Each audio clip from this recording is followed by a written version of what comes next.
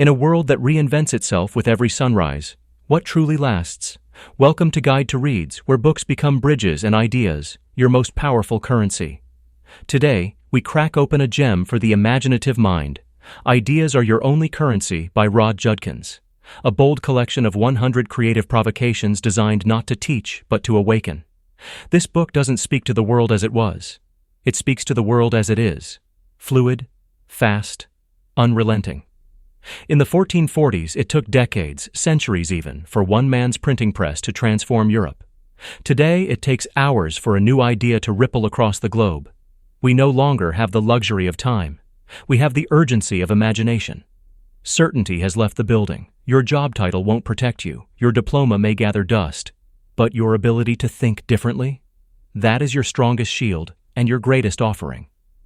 Judkins argues that creativity is not a trait, it is a tool, one that can be sharpened, stretched, and summoned when the familiar fails. In this episode, we'll explore how creativity outlives knowledge and outpaces trends. Imagination is not a nice-to-have, but a must-have for staying relevant, and how becoming an ideas person is less about talent and more about training your mind to question, flip, and reframe the world around you. The creative exercises we'll unpack are not puzzles to solve, but perspectives to adopt. They'll nudge your thoughts out of their comfort zones and into open terrain, where solutions bloom and originality thrives. So, if you're ready to cultivate a mind that doesn't just keep up with change, but dances with it, this is your invitation. And if Guide to Reads has sparked something in you, a question, a possibility, a path not yet walked, subscribe now, hit that notification bell, and let your next idea be the first of many. 1. Tackle technology. Technology has always been a mirror of human creativity. From flint arrowheads to quantum computers, it began as our invention, crafted by our hands, shaped by our minds. But somewhere along the line, that mirror turned into a mold. Technology stopped just serving us and started shaping us. Today, we confront one of the most urgent creative questions of our time. Are we still the makers of technology, or have we become what it makes? In this first chapter of Ideas Are Your Only Currency, Rod Judkins invites us to rethink our relationship with technology, not just as users, but as creators, designers, and above all, thinkers. We begin with a simple yet profound idea: design with personality. Think of the Volkswagen Beetle. Its soft, rounded shape feels friendly, almost childlike. Or the Anglepoise lamp, elegant, poised, balanced like a dancer frozen in mid-step. And then there's Philippe Starck's Juicy Salif, a lemon squeezer so alien-looking it seems more like a space artifact than a kitchen tool. Yet behind its oddity lies obsession, Starck's love of rockets, anatomy, and aluminum. These objects captivate not because they function well, but because they carry soul. They whisper stories. So here's your creative challenge. What are your design obsessions? Art Deco patterns? Deep-sea creatures? Vintage cartography? Now imagine you had to design a cheese grater inspired by those three. Not because the world needs another grater, but because the world needs your way of seeing. Next, old formats, new designs. Innovation doesn't always mean starting from scratch. Often the future borrows the frame of the past. E-readers, for example, mimic the shape of a book, but hide digital magic within. Judkins takes us further back, to the medieval age of heraldry, when noble families spoke through symbols, animals, and colors long before literacy was common. Their coats of arms were stories in a single glance. Now imagine this. Bill Gates needs a coat of arms. What symbols would you choose to reflect his legacy? A computer mouse, a vaccine vial, binary code, or perhaps something more abstract, like an open window, signifying both Microsoft's operating system and a worldview of transparency. This exercise isn't just playful, it's powerful. It teaches us to translate complex identities into visual metaphors. And in a world drowning in information, clarity through symbolism is a rare superpower. Finally, technology critique. Let's not romanticize progress. Technology has shadows. Facial recognition, algorithmic echo chambers, surveillance capitalism. They're not just features of modern life. They're forces shaping our beliefs, our behaviors, our very sense of self. Judkins dares us to push back, not with anger, but with imagination. Design a protest placard. One image, one message, one emotional punch. What technology unnerves you most? And how would you visually protest it? A CCTV camera morphing into an eye? A fingerprint scanner made of barbed wire? Your art becomes your voice, and in that, your power. So here we are, at the crossroads of creation and critique. We can drift passively in the current of new tech, or we can dive in with tools of imagination and a compass of conscience. Because technology will always move forward.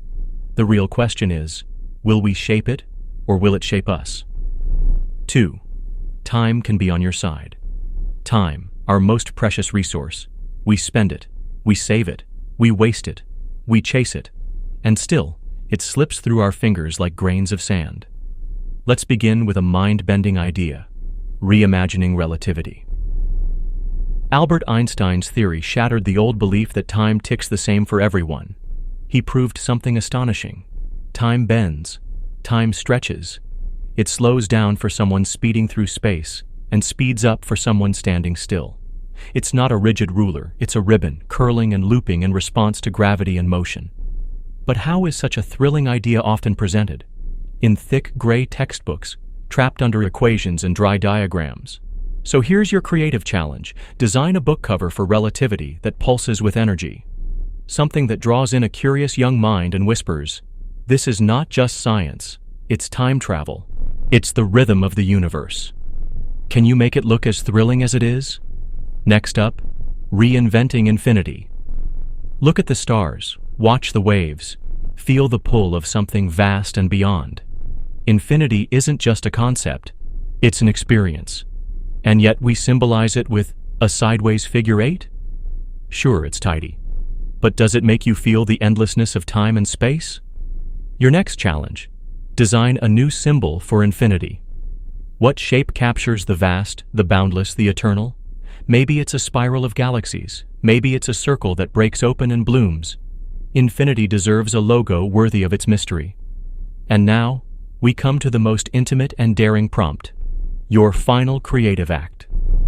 When your time here ends, what do you leave behind? Tradition offers us tombstones and urns, but some creatives rewrite the ending. Hunter S. Thompson had his ashes blasted from a cannon in a fireworks show that lit up the Colorado sky. Marvel's Mark Gruenwald had his ashes mixed into the ink of a comic book, his legacy literally printed into the pages. So, what about you? If your final farewell could reflect your essence, your humor, your values, your art, what would it be? K and White. Let's start with the strange and wonderful. Embrace the hybrid. Science has already blurred the boundaries between species. Glowing green rats? They exist, infused with jellyfish genes. Pigs bred with human-compatible organs? That too, for the sake of saving lives. Now it's your turn to play genetic artist. Start with a humble hamster. Then add something unexpected. A butterfly? A cactus? A mechanical arm? What would your hybrid creature look like? What problems might it solve? Maybe it brings joy or insight or simply a new way of moving through the world. Sketch it, name it, let it breathe. Because when we let go of boundaries, we make space for wonder. Next, let's take on modern architecture with Bye-Bye to Bauhaus. The Bauhaus school gave us clean lines, uniformity, and urban order. But it also gave us cities that feel cold, rigid, and uninviting. So let's break the grid. Design a city that flows like nature, where sidewalks curve like rivers, where buildings lean in to spark conversation, where architecture nurtures connection rather than control. What would it feel like to live in a city built on curves, not corners? And finally, let's bridge the divide, east and west. Two philosophies, two histories, two aesthetic worlds. But between them lies the Bosphorus Strait, just a few hundred meters wide. A sliver of water, a shared horizon. Now imagine building a bridge there, not just of steel and stone, but of symbols and stories. How could your bridge weave together the intricate patterns of the East with the bold symmetry of the West? Could its form echo a dance of cultures instead of a clash? Let your bridge be more than infrastructure. Let it be a metaphor. Because at its best, creativity doesn't choose sides. It connects. It blends. It questions the frame itself. And in that questioning, we find freedom. Not this or that, but this and that, and perhaps something entirely new. 4. The future is now. The future, some dread it, others dream of it. But no matter how we feel, we're all heading there, second by second. Let's begin with a question of time. 10,000 years to be exact. Nuclear waste can remain deadly for millennia. So how do we warn future humans, maybe even future species, of danger long after our words and symbols have faded? Your challenge: design a nuclear waste facility that will endure for 10,000 years. Will you carve warnings into stone? Build fearsome monuments? Use myth, perhaps, to tell a cautionary tale? This isn't just architecture. It's storytelling across epochs. Can you speak to a civilization that doesn't yet exist?